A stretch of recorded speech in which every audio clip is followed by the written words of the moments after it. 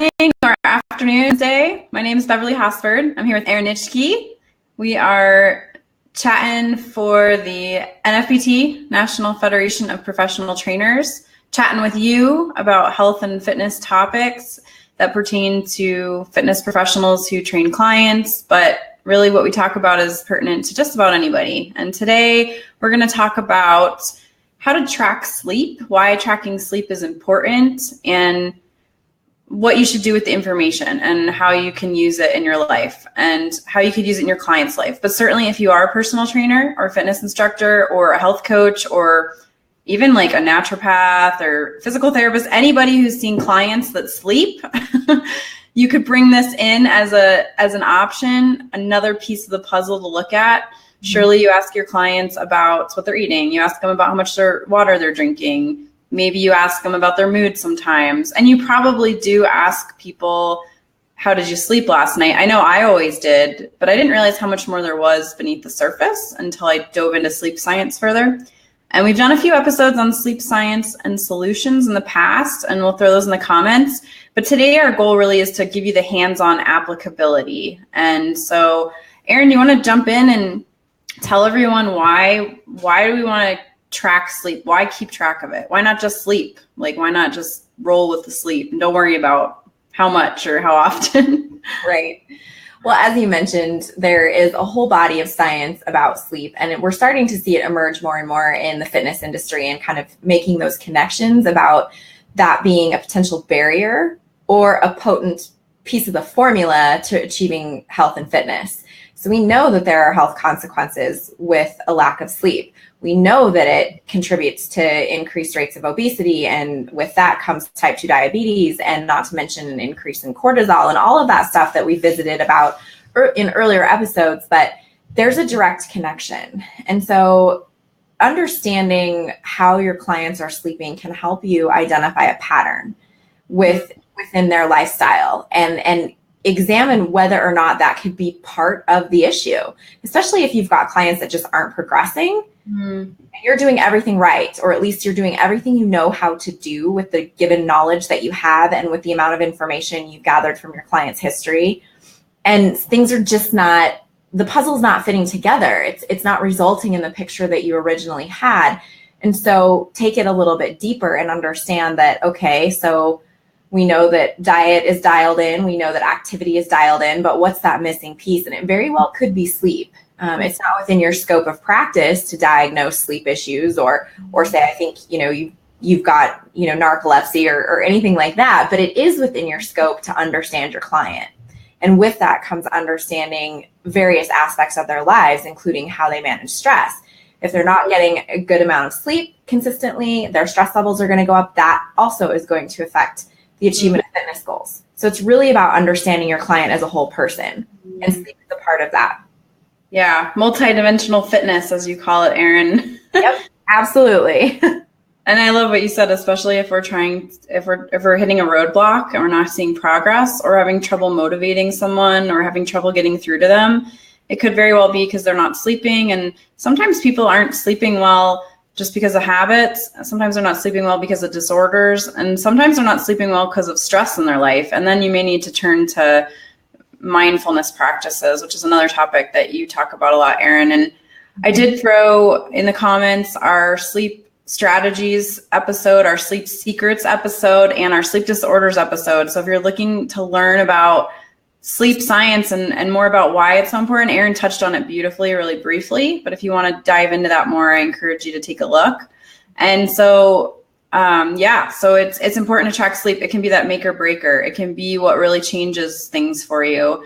For me, I always took sleep for granted. And then when I had a baby, I lost my sleep, as most new parents do. And then finding my way back to normal sleep again wasn't quite as easy as I thought it was going to be. I had to really start paying more attention. I had to get on my child's schedule. And so that's why I'm so passionate and interested in this topic, because I'm actually sleeping better now than I ever did in my entire life. And I'm a new parent still. I'm 18 months in. So I'm just super passionate about getting people to pay attention to their sleep. Track it like you track your calories. Track it like you track your workouts. And don't take it for granted, because just like, we take energy for granted, we can take sleep for granted. So So that's our little motivational boost for you on why you should track sleep. If you are tracking sleep currently, tell us. I would love to know. Maybe we're preaching to the choir here, but we're going to share with you a little bit about how to do this. Like, how do you incorporate it? And certainly personal trainers are not, we're not sleep specialists, but we can tune people into their behavior. So the one way you can do it very nonchalantly is just include something on your inventory, your intake, your health history form. You could even, if your health history form is something that the gym produces, you could make your own handout, like a separate sheet you give people that asks them some questions. And some questions that you could put on there are, how many hours of sleep do you get every night? What time do you go to bed every night? What time do you wake up every morning? These are really like the basic cornerstones for healthy sleep habits, is getting someone to identify how many hours, what time, and they're going to put something on there. It may not actually be true. Just like when people report how often they exercise on an inventory, it might be like, yeah, I exercise 3 times a week. But it's a conversation starter where you can say, okay, I see you're saying you sleep an average of 7 hours a night. And then when you ask them that, they might say, oh, well, not every night. And then that opens the door for conversation. Erin, can you think of other questions or things? Yeah, I think asking about sleep environment is important, because sometimes people don't sleep well because the environment doesn't foster quality sleep. Is it as dark as possible? What's the temperature of the room? What's the mattress like? Do you have a toddler in your bed and 3 dogs? That would be us. So I think asking about that environment is important. Because it can help tune them into, like you said, we're not specialists in this area, but we are behaviorists. And so that's something that you can help them overcome, is just, maybe it's an environmental issue. Yeah. It's not dark enough. Maybe there's that blue light from, the alarm clock. What kind of light does it emit? Where your technology's at. So I think asking about that is important. And then I think when you're asking for them to gauge average amount of sleep per night, have an option for them that says don't know, because that's going to be a whole lot more telling than, some sort of Likert scale or some sort of, finite sort of categories where someone can say, well, I think it's like 7. If they truly don't know and they have that option there, it might be a little bit more telling. Because then that can cue you to, okay, this is definitely somebody that might have an unawareness of something that could be creating a barrier. So I think that's important. Yeah. It's just, sleep just isn't something that we pay enough attention to. It's just like when you go to the doctor and you fill out a health history form. They ask you about drug and alcohol abuse. They ask you about smoking. How often do they ask you about sleep? And how often do they ask you about nutrition and physical activity? Yeah. I have yet to see that. Unless you have some sort of candid conversation with your physician, that's not something that is tracked. It's your height and your weight. And we all know that is not the best indicator of health. Yeah. So take it into your own hands as a trainer and look at what's missing in that current model and incorporate it. No, you can't diagnose. No, you cannot, provide specific solutions or, specific dietary practices, but you can identify some areas and put that in the client's hands as information. And you can use your network too. Yeah, that's great. I like that you bring in that behavioral perspective of putting the I don't know option on there. That way that's some very valuable information. So yeah, you could create this sleep inventory as basic or as complicated as you want. It could be 2 lines in the middle of the inventory that say, how many hours of sleep do you get every night average? And then you could put a couple ranges with an I don't know. You could put, what time do you wake up on every morning on average? What time do you go to bed? And then if you wanted, you could literally make this full handout with like 20 questions on it. And maybe we'll produce something like that for the blog here. We should probably make a note. And you could ask all the way up to like 20 questions. I mean, actually in our sleep science, I think episode, we talked about like the 7 major questions you should ask, which also involve, when do you eat dinner? Because how far before bedtime you eat can play in, how far before bedtime you exercise can play in, alcohol. There's all these factors that it's not that any one of them I feel make or break sleep. It's that all of them added up if you're like eating dinner, watching, blue light screens and drinking alcohol and really stressed out right before you go to bed, it's going to make it really hard for you to stay asleep at night. If you're just eating dinner a little later than normal and everything else is in place, that's probably not going to be a big issue. So it's really, I feel like anytime you're doing health coaching or behavior change, it all comes down to like I picture like a chemistry beaker, and then you put each thing in, and as it gets to the top, it overflows. And then bam, you have a night waking, or you have early rising, or you can't fall asleep. Those are usually the three biggest complaints people have is I wake up at 3 a.m. every night when cortisol is rising. I wake up too early in the morning because cortisol is elevated, or I can't fall asleep at night because my cortisol is elevated. So anyway, you can learn more about cortisol in all those other episodes, but let's dive into our third piece and then we can chat some more. So you can do that like very subtle inventory because like Erin said, most people are not paying attention to sleep. And so like most people may not even know how many hours they're sleeping, or they may not know what time they're going to bed. I mean, thanks to some of these apps now and smartwatches, people are starting to become more aware. So then if you have someone that you feel like you want to go deeper with, you can actually embark on a sleep journal or a sleep record of sorts. And then this is going to go a little bit more specific. It might actually involve some of the same questions, but one of the sleep logs that I've used in the past for myself is just a chart, and it has like, again, what time did you go to bed last night? What time did you wake up this morning? How many times did you wake up during the night? How long were you awake during the night? Like how far before bed did you eat dinner? What time did you have your last glass of alcohol? Whatever. It has all these questions on it, and it's a grid. And then Monday, Tuesday, Wednesday, Thursday, Friday. So you could like make something like that and give it out to people, or you could just have people keep a log like in a notebook or something. And I'm sure there's apps that can track sleep. I think some of like MyFitnessPal and the Apple Watch and the Garmin, I think they will just keep track for you. So you could get your client set up on an app if they're more tech savvy, but really just collecting that information for like a week or two.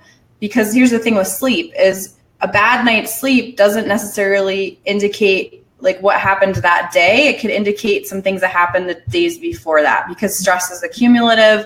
And once cortisol gets spiked from stress, sometimes it takes a few days for cortisol to re-regulate itself. And so you really want to keep track for like a whole week or maybe 2 weeks or 3 weeks.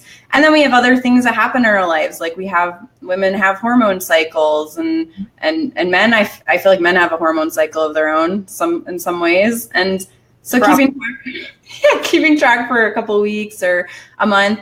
And then from there, like you don't need to be like a sleep expert or anything. I mean, you guys probably know, like when you keep track of your food or your exercise, just keeping track of it, usually something stands out to you and you're like, I need to change that. And I always feel like that's the best and the most effective behavior change. Like when my clients would bring in food journals, I would just say like, what do you see here? And they'd be like, oh, I see this and I see that. And sometimes their perception, like they're like, no, I see this, it's bad. And I'm like, well, let's talk about bad. Is that really bad? Like, it may not be bad. Why do you think it's bad? And like, is that something you want to change? And they would be like, yeah, I should really change that. So like, let's start with that. So the same thing will happen with the sleep. You have someone track it and they're going to say, wow, like I go to bed at like a lot of different times, or I wake up at a lot of different times. And then you can like talk with them about, well, like how could we change that? Like why are you going to bed at so many different times? Right. And it's about kind of establishing pattern and consistency, because that often reveals holes in somebody's behavior. And that's important because when you identify those holes, then you can potentially identify a solution. And so sometimes it's just a matter of, they don't have consistency in their own schedule. And so maybe we can work on establishing that consistency and like setting some ground rules. And I like your point about asking them what they see. I do the same thing with food logs. Like, what is it that you see here? After I've reviewed it, I'll look at it and make some mental notes or some side notes to myself, but then asking them like, what do you see? Because I think you just raise that level of awareness. And that's part of what training and coaching is about, is guiding them and not directing them. And that's sometimes a really hard thing to do, if you're used to, giving directions, but instead guiding them towards that solution. And sometimes just having them journal is a method of accountability. And I do that in my classes that I teach. And I know, in the beginning, students were like, I don't want to journal. I don't care. You're going to do it anyway, because I said. And then at the end of the semester, it's amazing the amount of clarity that is revealed and uncovered from that simple project. It's 10 entries. Yeah. So it doesn't have to be arduous. It doesn't have to be taxing. It doesn't have to be one more thing. It's just a matter of finding that consistency, establishing that pattern and going, oh, okay, so I'm seeing something here. It might be related to what we're seeing, health-wise. It might not, but it's still worth asking that question. Yeah, that's the beauty of being a teacher or a trainer, is you have that underlying authority to say, I want you to do this homework, and do it. They might kick and scream, but yeah, they do the homework. And then just by having them do that activity right there, you've already probably made, help someone identify something. Maybe they're not willing to change their sleep habits. Maybe they can't, maybe they can't, there's it's impossible to go to bed at the same time every night. Although I don't know, I think that I really do believe that we can make those changes if we really need to. But there's good reason to make them, because I really do believe that a lot of our ailments stem from not getting that recovery that we need. So we're just going. And if we lived a little bit more of a relaxed lifestyle in this country, I think we could probably get away with less sleep. But because our days are so overstimulating and excitable and stressful, I feel like sleep becomes ever more important than it was when and then it is in other cultures. If you're just hanging out all day and you're relaxed and you're working in the field and picking, rice or whatever, this is a much lower stress job than hopping on the freeway and having to watch out defensive driving. And then you get to work and your boss is in a bad mood or whatever.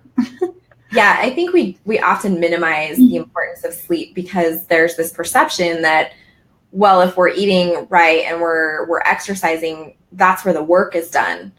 True, there's work being done, but the work is where the damage is being done too. When you think about, when you work out, you're creating some level of micro damage, and that's not a negative thing. It's a matter of overloading the system so that the system can then respond and become stronger. It's a principle that guides personal trainers. It's one of many principles that guide us. So that's when the damage is done. And the real work, the really hard work that our bodies do are in those hours of sleep. That's where protein synthesis takes place. That's where cellular damage is repaired and where the garbage is filtered out, and then it makes room for new cells and new tissue and repair and all of that and growth. So yeah, it might seem like you're not really working when you're sleeping. In your mind might not be, but your body is very much a factory, and it doesn't rest. It never ever rests. So we have to get ourselves to the point where we value the rest that it takes to be able to repair what we work so hard to break down every day. Yeah, definitely. And I feel like, and when it comes to that rest too, it's the deep sleep is so important. And I know a lot of those fitness trackers or sleep apps will tell you how much time you spent in deep sleep. And I think you're supposed to do 2 4-hour cycles of deep sleep a night. And if you're not getting into that deep sleep, something is getting compensated, and maybe it won't come up as an issue now, but it will likely come up as an issue later in life. I really do believe that some of these diseases and issues we're dealing with are because our bodies are not able to do the work they need to do. And then luckily we have medicine and surgeries and whatnot to combat some of that. But I know I like to stay away from those things. So yeah. So again, you can check out our sleep science and sleep solutions episode. And I see we have a lot of questions here, so I want to address these before we finish up today. So let me see. I see them in the back of the corner of my eye here. Is 6 hours a good amount of sleep? Well, this is something we kind of talked about in those other episodes. There's a lot of interesting research actually about, I think 7 hours is the sweet spot. Anything more than 7 hours can actually raise cytokine levels and inflammation in your body. Not saying that you may not need more than 7 hours. Some people need more than 7 hours just because of their hormones. Some people need it because they're recovering from something or there's an underlying condition. But anything less than 7 hours and maybe even 6, because like I said, I think maybe your body goes through 2-3 hour deep sleep cycles, and I'm not sure, but it's really different for each person. Like the best way to figure out how many hours you need is to stay consistent long enough to find out. So like basically just stay consistent, like go to bed the same time every night, wake up the same time every day. And if you don't feel good the next day, tweak it, change it by like 15 to 20 minutes and then try that. Like this is an experimentation process, just like with eating, where you just have to keep tweaking it. And it's a lot of work. I'm not going to lie. To figure out your ideal amount of sleep volume is a lot of work. Mine right now is like 9.5 hours actually. And I do believe that's partially because I'm still recovering from a year of sleep deprivation postpartum. It may also be because I grind my teeth at night. And so, that may actually cause me to need more sleep because it takes my body longer to get the deep sleep. So that's why I'm saying some people actually need that extra sleep. And I'm trying to address the teeth grinding thing, but that's really complicated. So anyway, that's like my quickest answer to that question. Do you agree or disagree? Yeah, no, I do. Most just thinking back to that class that we took, it's like anywhere from 7 to 9 hours. Yeah. It's a range because there's no finite number that we can assign to individuals because all of us have different biochemistry. We all have different, we're the same species, but that doesn't mean that we function in the same way. I mean, that right there that's the commonality we have, is that we're all human. not that we all need the same amount of everything. So it's like 7 to 9 hours is the window. Yeah. And you really got to identify what that is for you. And maybe it could shift during the year, depending on the daylight. It might shift during your hormone cycle. Like I know when I'm at the end of my hormone cycle, I need a little extra sleep for a couple nights. I don't always get it, but I know that my body definitely feels better if I do. So just raising that awareness. Billy's got a quote for us. The importance of sleep to health is often overlooked in the medical community, but it's becoming increasingly apparent that good sleep could be a new vital sign. Robert Butler. I love that as a vital sign. Yeah, they take your blood pressure. They take your resting heart rate. They sometimes take your pulse ox. Why not include physical activity, nutrition, and sleep and stress as vital signs? Yeah. Yeah. I really feel, when I tell people about sleep, usually their most common response is like, don't we just sleep? And when I had my baby, that's what I thought. I'm like, isn't the baby going to figure out how to sleep? But we really have underestimated it. We just think that our bodies will keep producing energy and they will keep going and they will just keep thriving. But because we're living so long, I think that we have to pay more attention to this part of the puzzle, because I think it really is some of the best medicine out there. So Angie asks, I wonder about broken up sleep. Does it mess up the hormone replenishment cup if our sleep is broken? Do we have to be in deep sleep for a minimum duration so the body can replenish? Yeah. So that was, I think I covered that. She probably caught that answer already. The short answer is it's not about laying in bed for 8 hours, the first step here, guys, is whatever the first step is. Maybe you need to just get your sleep volume from 4 hours up to 6. I don't know. Maybe you need to just stop waking up at night. But the golden cup of sleep is, sleeping deep through the night, waking up and feeling refreshed, because a lot of people I know wake up and they reach for that cup of coffee in the morning. But as we talked about in our cortisol episodes, which I should throw that one up there too, your cortisol is supposed to spike in the morning. You're supposed to your body gives you a dose of caffeine in the morning, so to speak. And because we drink caffeine in the morning, it doesn't always give us that dose. And so, absolutely. If you're not sleeping deep, your hormones get messed up. And Erin spoke a lot on that concept, on that, how the hormones get off track. And then it takes quite a bit to get them back on track. And then we usually get them off track. And not saying we have to be perfect, but we can just take a step into more consistency. Yeah. The great thing about our bodies is they adapt, but the negative thing about our bodies is they adapt. And so either way, you're having to work hard to get it back to where it needs to be. I mean, that's a survival mechanism. Yeah. We're meant to survive. So we've got different nervous systems that are going to take over at different points, your fight or flight or your parasympathetic. So yeah, they adapt. That's great.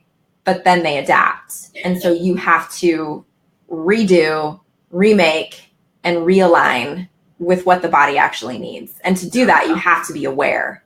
Yeah. Yeah, they do.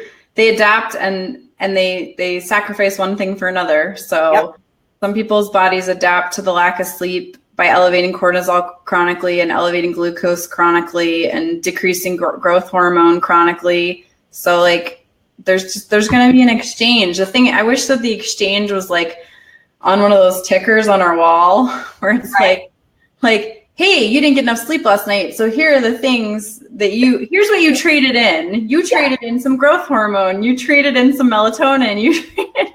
I'm such a nerd. But like, I mean, it'd be so amazing if like we could actually see it. But because we don't see all that chemical messaging that's going on in our body, we don't know it. Hey, I'm awake today. My eyes are kind of open and I'm able to walk. So therefore I must be, I must be okay, right? But then people are like, I don't feel good, and they're cranky, and they get in arguments, and they can't focus on my work, and my business isn't growing the way I want it to, and I don't know, whatever the complaints are that I hear out of people all the time. It's like, I just really think that you made an exchange. Yep, and it's not just the hormones that get off; it's your cognitive function that suffers too. Is that kind of, I can't really think and focus. It's a cognitive detriment that takes place when that sleep is constantly broken up. Yeah. So anyway, I think we could rant on all day about how important it is. I know it's a hard change to make because I'm still working on making it, and I'm trying to encourage others, and I see how difficult it is for people to let go and make that change. But especially if you're dealing with something really serious, it may be an avenue for you to explore. And I did just throw the cortisol episode up, which links to a couple others. So if people want to revisit that, I mean, I think at some point we should put these all together in like a package. Yeah, we've really kind of covered this topic of stress and sleep and cortisol full circle. So we have all of the reasoning behind it if you want to go back and learn about why and have reasons to explain to your clients. But today's episode really was to drive home the idea of, and motivate you to add something to your health history form. Just take that one little step today. Get in your computer, edit it, change that health history form for the future. And then beyond that, maybe do like a sleep journal activity with all your clients in May. Just have them keep track and just see what happens. Don't worry about what you're going to do with the information or if people are doing things right or wrong or anything like that. But reach out to us if you need some support or have questions, and we'd be happy to help you to incorporate what we like to call sleep fitness into your coaching practice and training practice. Yes. And use the journaling tip for yourself too, in addition or alongside of encouraging your clients, because you should have some type of experience with it so that you can speak on that experience and say, here's what I did. Here's what worked for me. Just to let them know that, you're walking this with them, which is the whole idea of coaching and guiding. So try it out yourself and see what you notice about your own patterns. Start with you. All right. Well, we're going to go. We'll see you guys next week. Next week, we're going to talk about places personal trainers can work. And we're not going to just list a column. We're going to actually give you some tips on maybe like how to get into those places and how to know if those places may be appropriate for you and your personality style and your strengths. So join us next week on NFPT Live, and we'll see you then. Invite some friends. If you found this show helpful, please share it with people. We love getting to share our passions. So hit that share button and spread the sleep love. Yes. And get some sleep. Yes. And get some sleep.